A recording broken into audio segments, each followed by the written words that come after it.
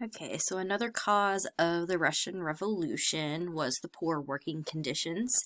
And as a result, we had something called Bloody Sunday. So, like we said, they have harsh working conditions, long hours, and so it wasn't going so well for the Russian workers. So, in an attempt to settle all of this, we had a petition that was drawn up, and 150,000 people signed the petition, and they led a large procession. Here's a painting of it here. Here's all of the peasant workers, and they are all basically protesting.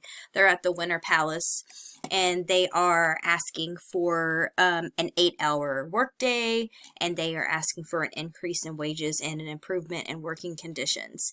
And the Tsar responds by shooting into the crowd, and over 1,000 workers were killed, and some 300 were wounded, and this incident is known as Bloody Sunday.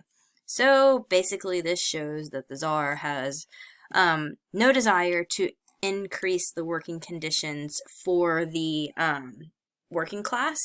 However, they did create the Duma, which was the first parliament in Russia. So this is kind of like the first step into a democratic society.